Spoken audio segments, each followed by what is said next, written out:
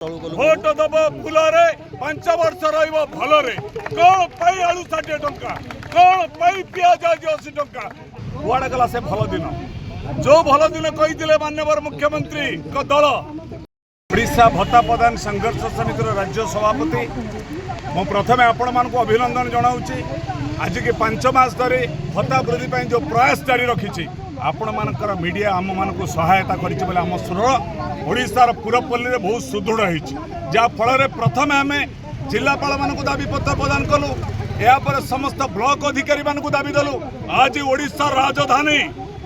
Lower PMG रे आम गणचित्कार गर्जन करने गणधारणा मध्यम माननीय मुख्यमंत्री को शेष दाबी पत्र देवु कुआड़े गला से भल दिन जो भल दिन कही माननीय मुख्यमंत्री दल कही भोट दब फुलरे 5 वर्ष रलरे कौन पाई आलू 60 टंका कौन पाई पियाज आज 80 टंका कौन पाई रसुण आज 400 टंका कौन पाई अदा आज 150 टंका दरदाम बढ़ी बेले मान्यवर विधायक माने निज दरवा वृद्धि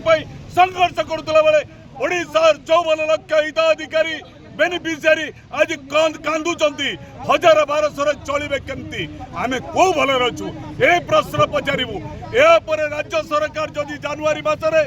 नूतन वर्ष रे भत्ता 3000 3500 करती समस्त बीजेपी विधायक मान घर द्वारे आम हिताधिकारी माने वृद्ध दिव्यांग भाई भौणी विधवा असहाय भौणी जीवन सारा बाहन होता भौणी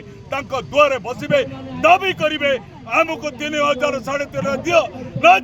आम आपण द्वारे आत्महत्या करने को बाध्य हबू आत्माहुति दबा बाध्य हबू यह अभियान ये अभियान में आवश्यक पड़े विभागीय मंत्री नित्यानंद गंड को ओडिशा रे नवरंगपुर में सब जिले में आम अटक करूँ सामाजिक सुरक्षा जो डीडीओपीटी 7200 कोटी टंका बजेट पास करी सामाजिक सुरक्षा ना आमको जो भंडेवा जाऊँच आ विरोध में दुर्बार आंदोलन करने आज प्रयास जारी रहा।